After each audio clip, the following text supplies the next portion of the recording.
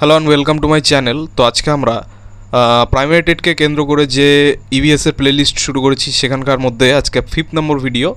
তো এখানে আমরা সমুদ্র দূষণ সম্পর্কে 35টি শিওর শর্ট প্রশ্ন উত্তর নিয়ে আলোচনা করব আজকে, যার বাইরে কিন্তু প্রাইমারি টেটে প্রশ্ন উত্তর যাওয়ার সম্ভাবনা খুবই কম।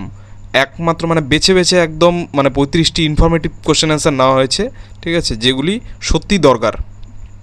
তো বেশি কথা না বাড়িয়ে ডাইরেক্টলি ভিডিওতে শুরু করছি কোশ্চেন অ্যান্সারগুলো। নাম্বার 1, সমুদ্র দূষণের প্রধান কারণ কী?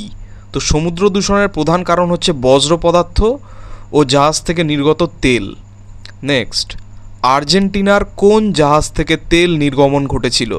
তো আর্জেন্টিনার যে জাহাজ থেকে তেল নির্গমন ঘটেছিল তা হচ্ছে ভ্যারাইনো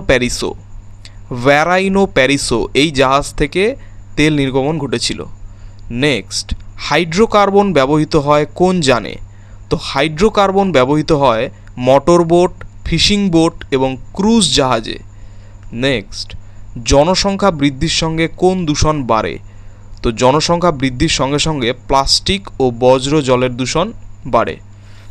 নেক্সট, ওই প্লাস্টিক ও বজ্রের ফলে জল দূষণ বাড়ে আর কি।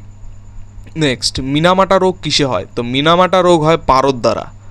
নেক্সট, মিনামাটা রোগের নামকরণ কোথা থেকে হয়? তো মিনামাটা রোগের নামকরণ হয় জাপানের মিনামাটা উপসাগর থেকে। তো জাপানের একটি উপসাগর যার নাম মিনামাটা, সেই উপসাগর থেকে কিন্তু এই মিনামাটা রোগের নাম হয়। নেক্সট, মিনামাটা রোগ প্রথম কবে ধরা পড়ে? তো মিনামাটা রোগ প্রথম ধরা পড়েছিল 1955 সালে। তো 1955 সালে প্রথম মিনামাটা রোগটি ধরা পড়ে। নেক্সট, ওই সময় কতজনের মৃত্যু হয়েছিল? তো সেই সময় জাপানে মিনামাটা রোগের জন্য প্রায় 40 জন লোকের মৃত্যু হয়েছিল। নেক্সট, কতজন বিকলাঙ্গ হয়েছিল? তো বিকলাঙ্গ হয়েছিল প্রায় 50,000 মানুষ। নেক্সট, পারদ মানব শরীরে কিভাবে প্রবেশ করে? তো পারদ মানব শরীরে মাছের খাদ্য শৃঙ্খলের মাধ্যমে প্রবেশ করে। নেক্সট, কোন সংস্থা সমুদ্র দূষণ নিরীক্ষণ করে?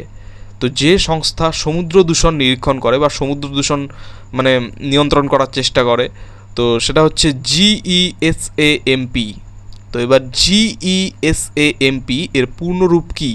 তো GESAMP এর পূর্ণরূপ হচ্ছে group of experts on the scientific aspects of marine environmental protection. আবার বলে দিচ্ছি, GESAMP এর পূর্ণরূপ হচ্ছে group of experts on the scientific aspects of marine environmental protection. Next, এই GESAMP কবে গঠিত হয়? তো এই GESAMP এটি গঠিত হয় 1969 সালে। নেক্সট, কোন সম্মেলনে সমুদ্র দূষণ পর্যবেক্ষণের কাজ দেওয়া হয়? তো 1972 সালে স্টকহোম পরিবেশ সম্মেলনে এই সমুদ্র দূষণ পর্যবেক্ষণের কাজটি দেওয়া হয়। নেক্সট, GESAMP রিপোর্ট প্রকাশ করে কবে? তো GESAMP রিপোর্ট প্রকাশ করে 1982 সালে। আচ্ছা, যারা ভিডিওটা দেখছো, আমি একটা জিনিস চাইবো, ওই যে GESAMP যে ফুল ফর্মটা বললাম সেটা তোমরা কমেন্টে ফটাফট করে লিখে দাও, ঠিক আছে? কমেন্টে একটু লিখে দাও তোমরা যে GESAMP এর পূর্ণরূপ কী, যেটা একটু আগেই বললাম, আর কিছু চাই না। আচ্ছা, এটা তোমরা লিখে দিও। তো GESAMP এর রিপোর্ট প্রকাশ করে 1982 সালে। নেক্সট, উপকূল সন্নিহিত অঞ্চলে কোন দূষণ বেশি দেখা যায়? তো উপকূল সন্নিহিত অঞ্চলে আমরা তেল ও প্লাস্টিক দূষণ বেশি পরিমাণে দেখতে পাই। নেক্সট, তটদেশীয় দূষণের মূল উৎস কী? তো তটদেশীয় দূষণের মূল উৎস হচ্ছে পয়ঃপ্রণালী ও শিল্প বজ্র। তটদেশীয় বলতে আমরা যে সমস্ত জায়গায় সমতল জায়গায় থাকি, ঠিক আছে, জলাশয় থেকে দূরে, সেখানে। নেক্সট, তৈলকূপ থেকে কত শতাংশ তেল সমুদ্র জলে মেশে? তো তৈলকূপ থেকে 6.37% তেল সমুদ্র জলে মেশে। নেক্সট, 1978 সালে কোন কোম্পানির তৈলকূপ বিস্ফোরিত হয়েছিল? তো 1978 সালে যে কোম্পানির তৈলকূপ বিস্ফোরিত হয়েছিল সেটা হচ্ছে মেক্সিকান অয়েল কোম্পানি। তো এই মেক্সিকান অয়েল কোম্পানির তেল হচ্ছে তৈলকূপ বিস্ফোরণ হয়েছিল আর কি, ঠিক আছে, মনে রাখতে হবে। নেক্সট, তাতে কত টন তেল মিশেছিল? তো এই যে 1978 সালে মেক্সিকান অয়েল কোম্পানির তৈলকূপ বিস্ফোরিত হয়ে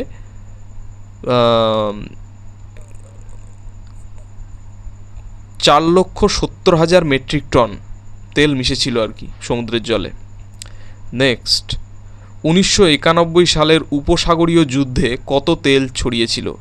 তো 1991 সালের উপসাগরীয় যুদ্ধে প্রায় 950 মিলিয়ন লিটার তেল ছড়িয়েছিল আর কি সমুদ্রে। নেক্সট, 1967 সালে কোন দুর্ঘটনায় 25,000 পাখির মৃত্যু হয়? তো 1967 সালে যে দুর্ঘটনায় 25,000 পাখির মৃত্যু হয় সেটা হচ্ছে টোরি ক্যানিয়ন দুর্ঘটনা। টোরি ক্যানিয়ন দুর্ঘটনা, এই দুর্ঘটনার ফলে 1967 সালে 25,000 পাখির মৃত্যু হয়। নেক্সট, 1969 সালে কোথায় ট্যাঙ্কার দুর্ঘটনা ঘটে? তো 1969 সালে ফ্লোরিডায় ট্যাঙ্কার দুর্ঘটনা ঘটে। নেক্সট, 1974 সালে কোথায় মাতুলা ট্যাঙ্কার দুর্ঘটনা ঘটে? তো 1974 সালে ম্যাগেলান প্রণালীতে মাতুলা ট্যাঙ্কার দুর্ঘটনা ঘটে। তো এগুলো কিন্তু খুবই ইনফরমেটিভ কোশ্চেন, এগুলো কিন্তু অনেক বইয়ে তোমরা খুঁজেও পাবে না, ঠিক আছে, বহু কষ্ট করে বের করা। তো এইগুলো কিন্তু মাথায় রাখতে হবে, বা খুব প্রবলেম হলে এগুলো নোট করে নিতে হবে যে 1974 সালে কোথায় মাতুলা ট্যাঙ্কার দুর্ঘটনা ঘটে, সেটা ম্যাগেলান প্রণালীতে। তার আগে যেটা বললাম 1969 সালে কোথায় ট্যাঙ্কার দুর্ঘটনা ঘটে, তো ফ্লোরিডায়, বা আসতে পারে ফ্লোরিডায় কবে ট্যাঙ্কার দুর্ঘটনা ঘটে সেটা হচ্ছে কি 1969 সালে। আর 1967 সালে কোন দুর্ঘটনায় 25,000 পাখির মৃত্যু হয় সেটা হচ্ছে কি টোরি ক্যানিয়ন দুর্ঘটনা। তো এই 3টা কোশ্চেন পরপর, এগুলো কিন্তু খুব ইম্পর্টেন্ট। নেক্সট আরেকটা ইম্পর্টেন্ট কোশ্চেন আছে, 1979 ও 1989 সালে তেল দুর্ঘটনা কোথায় ঘটে? তো দেখো 1979 সালে তেল দুর্ঘটনা ঘটেছিল মেক্সিকোতে, এবং 1989 সালে তেল দুর্ঘটনা ঘটেছিল আলাস্কায়, ঠিক আছে। নেক্সট, তেজস্ক্রিয় দূষণ প্রধানত কোথা থেকে আসে? তো তেজস্ক্রিয় দূষণ প্রধানত পারমাণবিক বিস্ফোরণ ও চুল্লি থেকে আসে। নেক্সট, কোন সাল থেকে আণবিক বিদ্যুৎ কেন্দ্র বজ্র দ্বারা দূষণ হয়? তো যে সাল থেকে আণবিক বিদ্যুৎ কেন্দ্র বজ্র দ্বারা দূষণ হয় সেটা হচ্ছে 1956 সালের পর থেকে। নেক্সট, কোন দশকে বায়ুমণ্ডলে পারমাণবিক পরীক্ষা নিষিদ্ধ হয়? তো যে দশকে বায়ুমণ্ডলে পারমাণবিক পরীক্ষা নিষিদ্ধ হয় সেটা হচ্ছে 1960-এর দশকে। তো 1960-এর দশকে কিন্তু বায়ুমণ্ডলে কোনো ধরনের পারমাণবিক পরীক্ষা করা নিষিদ্ধ করে দেওয়া হয়েছিল। নেক্সট, একটা খুব ইম্পর্ট্যান্ট কোশ্চেন এবার, কোন কমিশন জাহাজ দূষণ নিয়ন্ত্রণে গঠিত হয়? তো দেখো জাহাজ দ্বারা যে দূষণ ঘটছে, জাহাজের থেকে ট্যাঙ্কার থেকে তেল নির্গত হয়ে বা বিভিন্ন কারণে, তো এই জাহাজ থেকে মানে যে কোনো কারণে দূষণ ঘটুক সেই জিনিসটা দেখে আর কি কোন কমিশন, সেটা হচ্ছে অসলো কমিশন। তো এই জাহাজ সংক্রান্ত বা জাহাজ দূষণ নিয়ন্ত্রণে গঠিত কমিশন হচ্ছে অসলো কমিশন। নেক্সট, ভূমিক্ষয়ের ফলে কোন ধাতুগুলি সমুদ্রে মেশে? তো ভূমিক্ষয়ের ফলে যে ধাতুগুলি সমুদ্রে মেশে সেগুলি হচ্ছে ফসফরাস, তামা, সীসা এবং পারদ, এইগুলি। নেক্সট, উপকূলে জনবৃদ্ধির ফলে কি হয়? তো উপকূলে জনবৃদ্ধি বা উপকূলবর্তী এলাকায় জনসংখ্যা বৃদ্ধি পেলে কি হয়? কৃষি দূষণ বৃদ্ধি পায়। তো সেখানে চাষবাস বেশি করতে হবে, যেখানে মানুষজন মানে বেশি ভিড় জমাবে, তো সেই জায়গায় কী হবে, সেই জায়গাটার উপকূলে তো মানে অবশ্যই জল দূষণ ঘটবে, তাই না? তো কৃষিজাত দ্রব্য থেকেই ঘটবে, কীটনাশক, রাসায়নিক সার এগুলো থেকেই ঘটবে। নেক্সট, মৃত্তিকা ক্ষয়ের ফলে কোন রাসায়নিক পদার্থ মেশে? তো মৃত্তিকা ক্ষয়ের ফলে যে রাসায়নিক পদার্থগুলি মেশে সেগুলি হচ্ছে ক্রোমিয়াম, লোহা, গ্রিজ, এই সমস্ত এইগুলি। নেক্সট, জিইএসএএমপি কোন সংস্থার অধীনে কাজ করে? তো জিইএসএএমপি, আচ্ছা তোমরা ফুল ফর্মটা লিখেছো তো? কমেন্টে কিন্তু ওটা করে দিতে বললাম আমি, ঠিক আছে? ফুল ফর্মটা তোমরা এবার আমাকে বলো যে এই যে জিইএসএএমপি এটি কোন সংস্থার অধীনে কাজ করে? তো এটি জাতিসংঘ বা ইউএনও এর আন্ডারে কাজ করে, ঠিক আছে? ইউনাইটেড নেশনস অর্গানাইজেশন এরকম একটা ছিল ইউএনওর ফুল ফর্ম, তো ওটাও তোমরা একটু কমেন্ট করে দাও। দুটো কাজ তোমাদের থাকলো, জিইএসএএমপি এবং ইউএনও, এই দুটির ফুল ফর্ম তোমরা কমেন্টে করে দাও। নেক্সট, উপসাগরীয় যুদ্ধে কোন দেশ তৈলবাহী জাহাজ ধ্বংস করেছিল? তো উপসাগরীয় যুদ্ধে যে দেশ তৈলবাহী জাহাজ ধ্বংস করেছিল তা হচ্ছে আমেরিকা। নেক্সট, লাস্ট কোশ্চেন এবং খুব ইম্পর্ট্যান্ট একটা কোশ্চেন, এখানে বলা হচ্ছে হাইপোথার্মিয়া কিভাবে ঘটে? হাইপোথার্মিয়া এটা একটা অসুখ, ঠিক আছে? এটা কিভাবে ঘটে হাইপোথার্মিয়া?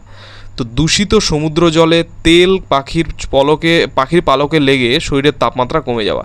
মানে দূষিত সমুদ্র জল যেখানে আর কি তেল মিক্সড আছে, ঠিক আছে, সেই সমস্ত জল কি হচ্ছে, পাখির পালকে লেগে যাচ্ছে।